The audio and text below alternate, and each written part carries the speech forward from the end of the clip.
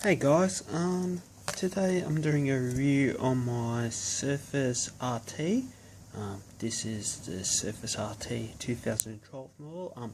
I picked this up at JB Hi-Fi for around $223 on November of 2013. As you see, here's the Surface. Like most of you know what it looks like with the kickstand. This is the logo, if you can see it, and the material on this Surface is a magnesium type of material.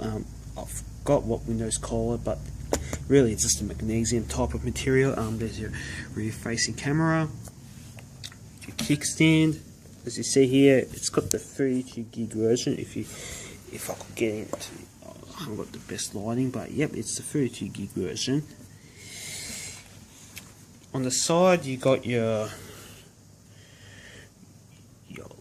right speaker, your micro USB, not micro HDMI, sorry, USB, full size, your recharge port. Underneath you got your docking bay port, and on the other side you got your volume rocker, headphone jack, and another speaker. And on the top you've got your power select button.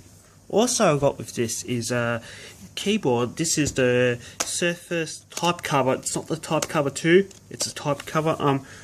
This is actually a real mechanical keys on it, unlike the Type Cover which uses a membrane type key. Also here I've got the Surface Type Cover. This is actually real mechanical keys on this keyboard. As you can hear, very tactile and responsive, as well as a trackpad as well. I prefer this much over the touch cover, because the touch cover uses a membrane keypad, which is sort of what you'll find similar in the microwave, and over time those things can really wear out, and it just doesn't give you a good typing experience compared to like a real type keyboard. And this is actually really feels nice.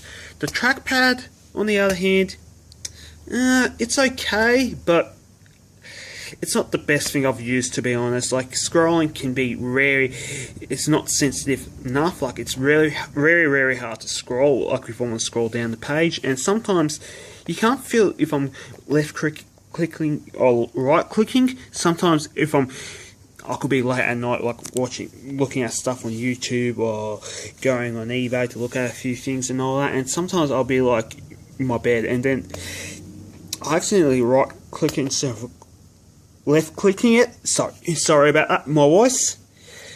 I know I have a crappy voice, but what can I do? And it can get really annoying at times, but it's something I have to get used to and all that. And also, as you see here, you can see the keyboard and the Surface itself just snaps into place like so. And there you go. There's a picture of my car. And yeah. And here's the start screen of the Windows tablet. This runs the Windows RT, not the full Windows 8.1. This runs Windows RT 8.1. As you see here, so there's your calendar app, your photo app, your weather app, basically all your standard stuff like IE, SkyDrive, Store. Some of the few apps I got is Dropbox. But the thing I'm disappointed with Dropbox is that it doesn't sync it onto your actual Surface. Like, if you want to open it, you have to go into your Dropbox app and download to your Surface, and then you can open it. Well, you can't edit it and, let's say, edit a file and store it back on your Dropbox. You have to save it on your Surface and resend it to your Dropbox, and it can get a bit annoying. Shazam, Adobe Reader, a Facebook app, Calculator, Gumtree. Like, I've got a couple of games here, and also this is an app for YouTube called Hyper, and for the most part it's actually a really cool app. But the problem is, sometimes if I could watch a video, like I'll just play just Games of Thrones. The problem which I've been having is, like, if I want to put it onto 480, bear with me,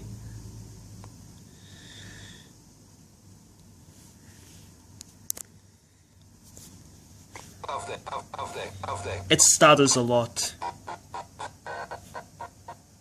and that can get really annoying. So really the only way you can view it is either on 360 or 720p or 1080p, which, yeah. IE, or Internet Explorer, is actually really good to use on this Surface, to be honest. It's better than some other versions of IE that we'll use. I still prefer it like Firefox or Chrome, but IE still works fine on this Surface. Like, I understand there's limitations with the RTs of Surface, but to be honest, they don't really bother me that much. Like, it does everything what I need to do.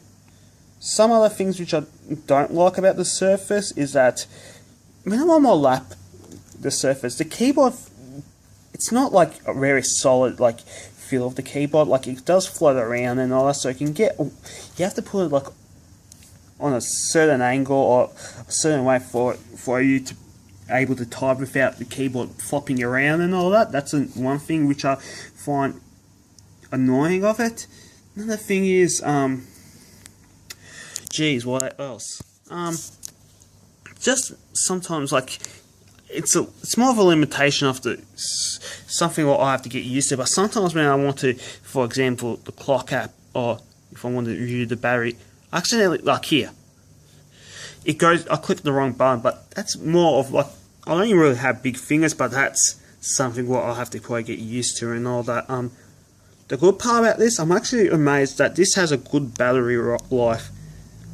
I can't really complain about the battery life. Like, I could use it for 7-8 hours and it'll be fine, like watching videos and all that. What else would I say? Like, most of the time you don't even need the app. You just go into IE like so, and then you can do whatever you need to do and all that. Like, go on eBay, go on Facebook, whatever. And it's fine. Like, I love the Surface. I've had a cheap Android tablet before. Like, I've got nothing against Android. Like, I own a Samsung Galaxy Nexus 4. What am I talking about? Samsung Galaxy S4. And I love Android, but I don't know. I just didn't like the 7-inch tablets like the Nexus 7 and the Galaxy Tab 7, because I just feel like they're a bit small. And I really like the 10 inches though, but the Galaxy Tab 10 were like a bit out of my price range at the moment, and it's just something I couldn't afford. And then this came out along at a good price, so I decided to go for it. Also, the type cover also doubles as a cover as well, like as you see here, which is obviously why it's called a type cover. Another interesting thing is that if I go somewhere like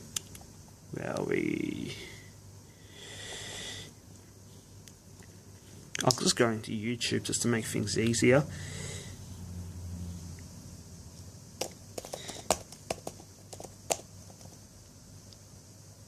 You could type as much as you want here, but if I flip the keyboard over, okay, make sure it stays on the cover still.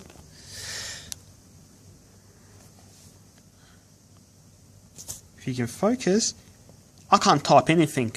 So that's good when you just want to sit down on your lap and watch a YouTube video or something like that. The keyboard doesn't get in your way and you don't press the keyboard by mistake. That is a good idea. Overall, do I like it? Yes, I really like it very much. I could use it as a basic laptop, and this, if you just want to surf on the net for YouTube and all that, this is perfect. While you still have the functionalities of a tablet, like the apps. Look, to be honest, for what I need for my needs, there's pretty much an app for everything for what I need. They might be not perfect, but there's an app for everything what I need. The build quality is outstanding, and yeah, will I pay one of these full price? Nah, I will not. I don't see myself justifying spending $500 on something like this, but for $200-300, yeah, why not? Do I have anything against any other computers like the iPad and all that? No, this came out at a good price, and not everyone had one of these, and yeah, I don't have anything against like iOS devices. I own an iPod Touch. As I said, I don't have anything against Android devices. I'm not a fanboy, but yeah, this is really nice tablet. I recommend you to get one if you can still find it. Anyway, hope you guys liked the review of this video. Sorry if I didn't speak clearly enough. I just didn't get enough sleep and all that. Got a bit of a start, which there's nothing much I can do about it. If you got any questions or comments, feel free to tell me below. Like any suggestions on this video, like just don't be an ass about it. Just if there was something that I didn't know how to do or wasn't clear about something, just let me know nicely. If you're going to be an ass, don't bother, because I was just immediately being you. Alright? Have a good one, guys, and take it easy.